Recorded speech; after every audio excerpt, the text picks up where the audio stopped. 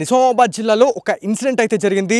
మహాశివరాత్రి పర్వదినాన్ని పురస్కరించుకొని చాలామంది భక్తులు ఏదైతే వివిధ గ్రామాలకు వెళ్ళడం, అదేవిధంగా ప్రాచీన దేవాలయాలకు వెళ్ళి ఆ శివలింగాల్ని దర్శించుకోవాలని చెప్పేసి చాలామంది అనుకుంటా ఉన్నారు. కాకపోతే నిన్న నిజామాబాద్ జిల్లాలోని ఏదైతే థర్డ్ డివిజన్లో దాదాపు ఇక్కడ ఒక ఇంట్లో అయితే 25 తులాల బంగారం, దాంతోపాటు 2,50,000 నగదునైతే గుర్తు తెలియని వ్యక్తులు దొంగతనం అయితే చేశారు. అది కూడా పట్టపగలే అండి. ఒకసారి ఇక్కడ ప్యానింగ్ చేసి చూస్తే మీరు అర్థమవుతుంది.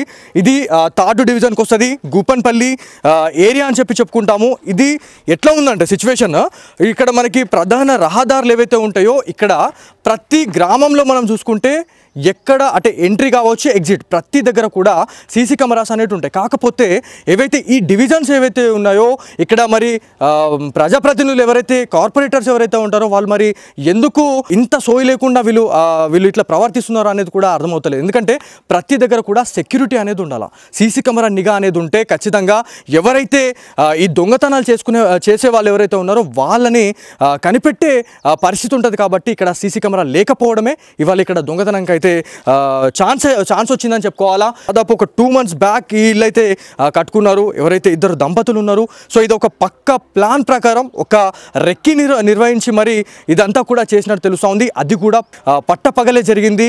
దాదాపు 11:30 నుంచి 12:30 అంటే మధ్యాహ్నం టైంలోనే ఇది జరిగింది. అంటే నిన్నటి రోజు అంటే ఇదే టైంలో ఈ దొంగతనం అనేది జరిగింది. సో అంటే ఎంత ప్లాన్ ప్రకారం ఎంత రెక్కి నిర్వహిస్తున్నారు అంటే ఈ దొంగలు ఎవరైతే ఉన్నారో మరి వాళ్ళు ఎక్కడి నుంచి వస్తున్నారు, ఎక్కడి నుంచి వచ్చి ఈ దొంగతనాలు చేసి మళ్ళీ ఎటు పోతున్నారు, అసలు వీళ్ళకి షెల్టర్ అనేది ఎక్కడుంటుంది, అదైతే చాలా పెద్ద క్వశ్చన్ అండి. సో అంతర్రాష్ట్రాల నుంచి వచ్చిన వాళ్ళ లేకపోతే మన నిజామాబాద్లోనే ఏదైతే చిల్లర దొంగలు అయితే ఖచ్చితంగా మనం చెప్పుకోవద్దు. ఎందుకంటే హెవీ ఎక్స్పర్ట్స్ అయిన వాళ్ళు మాత్రమే ఈ దొంగతనాలు చేస్తున్నట్టు మనకు తెలుస్తూ ఉంది. గతంలో కూడా మనం ఎన్నో లాట్ ఆఫ్ స్టోరీస్తోనైతే మనము ప్రజల్ని అప్రమత్తం చేసేందుకైతే చాలా రకాలుగా మనం ముందుకొస్తూనే ఉన్నాం. సో తాజాగా మహాశివరాత్రి పర్వదినాన వీళ్ళింట్లో మాత్రం ఒక విషాదం అయితే చోటు చేసుకుంది. ఎందుకంటే దాదాపు 25 తులాల బంగారం అండి. ఎంత దారుణం అంటే ఒక దంపతులు ఉన్నారు. అంటే మనకి నార్మల్గా రెక్కి చేసే వాళ్ళు ఏం చేస్తూ ఉన్నారంటే ఇంట్లో ఎవరెవరుతా ఉన్నారు, ఇంటి దగ్గర ఏమైనా డాగ్స్ ఏమైనా ఉన్నాయా, లేకపోతే ఒకవేళ మనం వచ్చిన తర్వాత మనం ఎట్లా దొంగతనం చేసుకోవాలనేది ఒక పక్క పథకం ప్రకారం ఒక కరెక్ట్ ఇన్ఫర్మేషన్ తీసుకొని మరి ఈ దొంగతనాలు అయితే చేస్తున్నట్టు తెలుస్తూ ఉంది. ఇక్కడ కొంతమంది వాళ్ళ బంధువులు కూడా వాళ్ళని పరామర్శించడానికి అయితే వచ్చిన వాళ్ళు ఉన్నారు. సో బలరాం గారి ఇంట్లోనే మనకి ఇదైతే జరిగింది. సో నిన్న జరగడం అనేది నిజంగా చాలా బాధాకరం. సో పోలీస్ డిపార్ట్మెంట్కి దాంతోపాటు మనతోటి ప్రజలు ఎవరైతే ఉన్నారో నిజామాబాద్ జిల్లా ప్రజానికానికి మీరు ఏం చెప్పాలనుకుంటున్నారు? ఈ పట్టపగలే దొంగతనాలు జరుగుతూ ఉన్నాయి. మెయిన్గా ఇన్ఛార్జ్ సిపి సింధు శర్మ గారికి కూడా మీరు ఏం చెప్పుకోవాలనుకుంటున్నారు మీ బాధని? కెమెరాలే ఒకటి రెక్కి నిర్వహించే చేస్తున్నారని ఒక ఆలోచన నాకైతే. అంటే గతంలో కూడా ఎన్నో దొంగతనాలు కూడా జరిగినాయి. మరి ఇదంతా జరిగిన తర్వాత కూడా అంటే పట్టపగలు అవుతుందని మీరు అస్సలు కూడా ఎక్స్పెక్ట్ చేసి ఉండరు. పట్టపగలు కూడా అవుతుందని ఎక్స్పెక్ట్ చేయలే. ½ అవర్లో పోయి వచ్చేసినాం మేము. వచ్చేసరికి లాక్ బ్రేక్ అయిపోయింది. ఓకే. సో దీంతో పాటు అంటే మీ దగ్గరనే కాకుండా ఇంకా వేరే దగ్గర కూడా పట్టపగలే ఇంకొక 2 ఇళ్లలో కూడా దొంగతనాలు జరిగినాయి అన్నారు. ఎక్కడెక్కడ జరిగినాయి? ఆర్టీసీ కాలనీ ఒకటి, పెద్దమ్మ టెంపుల్ దగ్గర ఒకటి అన్నారు. ఓకే. సో పోలీస్ అధికారులు వచ్చారా? క్లూస్ టీమ్స్ మరి క్లూస్ ఏమైనా దొరికినాయా? ఏమైనా ఫింగర్ ప్రింట్లు దొరికినాయి అన్నారు, తీసుకున్నారు. ఓకే. సో ఎంతమంది వచ్చినారు అనేది ఏమైనా క్లారిటీ ఏమైనా ఉందా? తెలియదు. ఓకే. ఎంతమంది వచ్చినారు అనేది మనకు తెలియదు. ఓకే. సో మీరు చెప్పండి, అంటే మీరు ఇక్కడ వీళ్ళకి ఏమవుతారు, మీరు పరామర్శించడానికి అయితే వచ్చినట్టు కనిపిస్తూ ఉంది. సో మీకు ఇదంతా ఈ దొంగతనాలు ఈ రెక్కి చేసి మరి ఒక పథకం ప్రకారం ఇదంతా కూడా రావడం జరుగుతూ ఉంది, దొంగతనాలు చేస్తూ ఉన్నారు. మీరు ఏం చెప్పాలనుకుంటున్నారు నిజామాబాద్ జిల్లా ప్రజలకి? ఇది పథకం ప్రకారమే జరిగినట్లు అనిపిస్తుంది సార్. ఇది లేనిది చూసే వచ్చారు వాళ్ళు, ఇది కావాలనే చేసినట్లు వాళ్ళు చూసి ఇంతకుముందు గతంలో తిరుక్కుంటూ చూసుకుంటూ పోయిన వాళ్ళు వేరే వాళ్ళు అయితే రారు. ఇక్కడ వచ్చి ఇంత దగ్గరలో ఉండగా గీనే ఇంపేర్ గార్డెన్ పబ్లిక్ తిరిగే రోడ్ల జరిగిందంటే ఇది ఘోరం, మహాఘోరం సార్.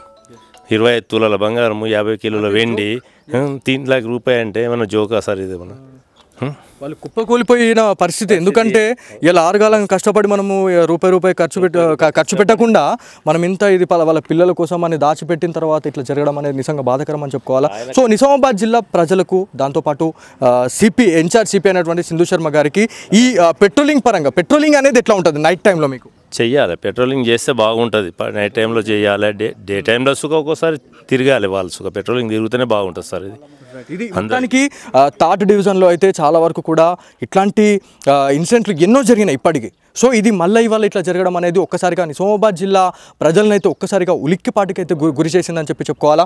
మీరు చెప్పండి, ప్రతి గ్రామంలో ఇవాళ చూస్తే ఎగ్జిట్ కావచ్చు, ఎంట్రీ ప్రతి దగ్గర కూడా పెద్ద పెద్ద కెమెరాలను ఏర్పాటు చేసుకొని మన ఊర్లకి ఎవరు వస్తున్నారు, ఎవరు పోతున్నారు అనేది ప్రతిదీ కూడా గ్రామ స్థాయిలో ఇదంతా ఏర్పాటు చేస్తున్నారు. మరి సిటీలో, ఇంత డెవలప్మెంట్గా ఉన్నటువంటి సిటీలో ఇట్లాంటి సీసీ కెమెరా నిఘా లేకపోవడం అనేది నిజంగా సిగ్గుచేట అని చెప్పుకోవాలి. ఎందుకంటే ఇట్లాంటి వాళ్ళు ఇవాళ ఎంత బాధపడుతున్నారు అనేది వాళ్ళ ఫ్యామిలీకి తెలుసు. సో మీరేం చెప్పాలనుకుంటున్నారు?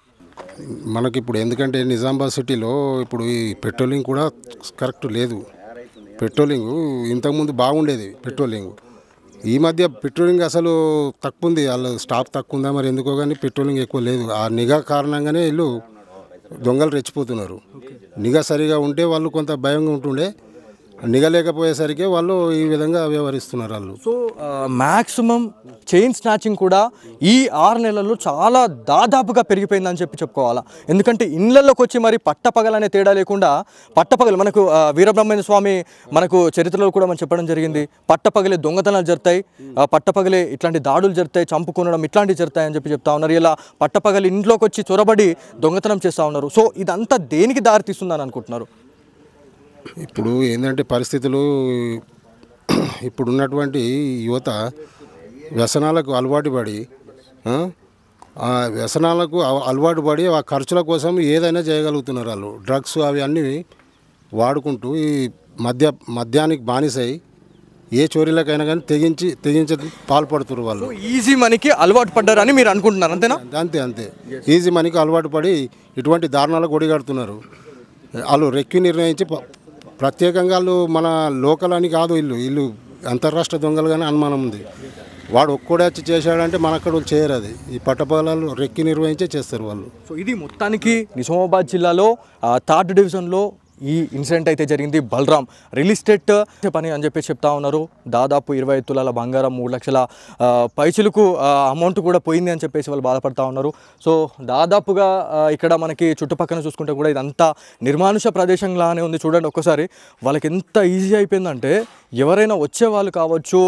ఇది యాక్చువల్లీ మీకు ఈ రూట్ ఏదైతే కనిపిస్తూ ఉందో ఈ రూట్ వచ్చేసి మనకి గంగస్థాన్ ఫేజ్ 2 ఫేజ్ 3 దాటి వచ్చిన తర్వాత ఇదైతే ఉంది. సో ఇది ఎవరు లేని ప్లేస్ ఏదైతే ఉంటుందో, నిర్మానుష ప్రదేశాలు ఏవైతే ఉన్నాయో వాటిని మాత్రమే టార్గెట్ చేస్తూ ఉన్నారు. సో సిటీలలో కూడా నార్మల్గా మనకి జరుగుతూనే ఉన్నాయి. కాకపోతే ఇట్లాంటి మారుమూల ప్రదేశాల్లో ఎవరు లేనటువంటి ప్రదేశంలో మనం ఇల్లు కట్టుకుంటే మాత్రం డెఫినెట్లీ మన ఇంటి దగ్గర కుక్కల్ని పెంచుకోండి. సో కుక్కల్ని పెంచుకుంటే ఎంతో కొంత మనకు అది హెల్ప్ అవుతుంది. ఎందుకంటే ఎవరైనా వచ్చినప్పుడు అదొక సైన్ ఇస్తుంది మనకి, అరే ఎవరు వచ్చిర్రు అని చెప్పేసి దానికి ఒక వినికిడైన తర్వాత వాళ్ళు అలర్ట్ అవుతారు, లోపలికి ఎందుకు పోవడం అని చెప్పేసి వాళ్ళ మైండ్ అనేది డైవర్ట్ అయిపోతుంది అని చెప్పేసి కూడా మనకి పోలీస్ ఆఫీసర్స్తో కూడా మనం గతంలో మాట్లాడినాం. గతంలో అడిషనల్ డీసీపీ గారు బస్వారెడ్డి గారితో కూడా మనం ఇంటర్వ్యూ చేయడం జరిగింది. దాంతోపాటు ఏసీపీ గారితో మాట్లాడినప్పుడు కూడా ఒకవేళ మీరు బయటకు వెళ్ళే టైంలో ఎక్కడికైనా ఎమర్జెన్సీ విషయంలో కూడా మీరు ఎటైనా వెళ్ళినా కూడా ఖచ్చితంగా మీ నియర్ బై లొకేషన్లో ఏదైతే ఇప్పుడు ఈ గూపన్పల్లి ఏదైతే ఉంటుందో ఇది మనకి రూరల్ పోలీస్ స్టేషన్కి వస్తుంది. కాబట్టి మీరు ఒక ఇన్ఫర్మేషన్ ఇచ్చి వెళ్తే మా పెట్రోలింగ్ వెహికల్ ఏదైతే ఉంటుందో అది మీ ఇంటి సైడ్ వచ్చి ఒకసారి మీ ఇంటి పైన కూడా ఒక కన్నేసి ఉంచే పరిస్థితి ఉంటుందని చెప్పేసి గతంలో పోలీస్ ఆఫీసర్ చెప్పడం జరుగుతా ఉంది. దాంతోపాటు విభిన్నంగా అంటే మనకి భిన్నంగా కొన్ని వాదనలు కూడా రావడం జరుగుతూ ఉంది. పెట్రోలింగ్ వ్యవస్థ అనేది కరెక్ట్ లేకపోవడం వల్లే ఇదంతా జరుగుతూ ఉంది. ఎందుకంటే మనకి నార్మల్గా ఈ ఏవైతే మనకి పోలీస్ స్టేషన్ ప్రామిసెస్లో ఏ ఏరియాలు అయితే ఉంటాయో ఆ ఏరియాలలో పట్టపగలు కూడా ఏవైతే వెహికల్స్ ఏవైతే మనకి ఇట్లా వెళ్ళినట్లయితే ఎవరైతే మనకి అన్ఐడెంటిఫై వ్యక్తులు ఎవరైతే ఉంటారో వాళ్ళు కొంత అలర్ట్ అయ్యే అవకాశం ఉంటుంది. పోలీస్ నిఘా అనేది ఎక్కువ ఉంటుంది కాబట్టి దొంగతనాలు చేయొద్దు అనే ఒక మైండ్ సెట్ అనేది కొంత వాళ్ళకి చేంజ్ అవుతుంది అనేది కూడా చాలా వరకు కూడా ఏదైతే మనకి నిజామాబాద్ జిల్లా ప్రజలు అయితే చెప్తా ఉన్నారు. ఏదేమైనప్పటికీ నిజామాబాద్ జిల్లా ఇన్ఛార్జ్ సిపి అయినటువంటి సింధు శర్మ గారు ఖచ్చితంగా దీనిపైన ఒక యాక్షన్ అయితే తీసుకోవాలా. ఎందుకంటే ఇవాళ వాళ్ళు ఇంట్లో ఉండి కూడా ఒకవేళ తాళాలు వేసిపోతే దానికి భద్రత లేదండి. ఒకవేళ ఇంట్లో ఉన్నామంటే ఇంట్లోకి వచ్చి చొరబడి మరి చైన్ స్నాచింగ్ చేసేసుకొని గొంతులు కోసేసి పోతూ ఉన్నారు. మరి నిజామాబాద్ జిల్లాలో ఏం జరుగుతూ ఉంది అనేది చాలా పెద్ద బిగ్ క్వశ్చన్ మార్క్ అయితే ఉంది. చాలామంది నిజామాబాద్ జిల్లా ప్రజలైతే ఆగ్రహంగా అయితే ఉన్నారు. సో పోలీస్ డిపార్ట్మెంటే దీనికి మొత్తానికి మనకి ఒక ఆన్సర్ అయితే ఇవ్వాల్సి ఉంటుంది. సో మొత్తానికి ఇది ఎక్కడికైతే విహారయాత్రలు కావచ్చు, ఎమర్జెన్సీ విషయంలో కూడా మీరు ఎటైనా బయటకు వెళ్తే మాత్రం పోలీస్ స్టేషన్లో ఫిర్యాదు ఇవ్వండి. ఫిర్యాదు ఇచ్చిన తర్వాత బయటకు వెళ్ళండి. సో ఖచ్చితంగా జాగ్రత్తగా ఉండండి. సీసీ కెమెరాస్ అండి, మెయిన్గా సీసీ కెమెరా నిగాస్ పెట్టుకున్న తర్వాత కూడా చాలా ఏరియాలలో మనం దాదాపు 100 స్టోరీలు చేసిన దగ్గర కూడా ఒక్కొక్క ఏరియాలో ఒక మెడికల్స్ కావచ్చు, ఒక మెడికల్లో మనము ఒక స్టోరీ చేయడం జరిగింది. 16 కెమెరాలు ఆర్మూర్లోని దొండి మెడికల్లో మనం స్టోరీ చేసినప్పుడు కూడా 16 కెమెరాలని తప్పించుకొని లాస్ట్ ఒకటి ఏం చేసిందంటే హార్డ్ డిస్క్ కట్ చేసేసుకొని వాళ్ళు దొంగతనం చేసేసుకొని ఈజీగా వెళ్ళిపోయారు. సో ఇట్లా ఉంది పరిస్థితి. సో ఎవరైనా ఇంట్లో నుంచి ఎటన్నా బయటకు వెళ్ళినా కూడా ఇంట్లో ఎవరైనా ఉండండి, లేకపోతే ఏమైనా అనుమానం ఏమైనా అనిపించినా కూడా డైల్ 100కి కాల్ చేయండి. మీ నియర్ బై లొకేషన్లో కావచ్చు, మీ ఇంటి పరిసర ప్రాంతాల్లో ఎవరైనా అనుమానాస్పదంగా కనిపించినా కూడా డెఫినెట్లీ డైల్ 100కి కాల్ చేసి మీరు ఇన్ఫర్మేషన్ అయితే ఇవ్వండి.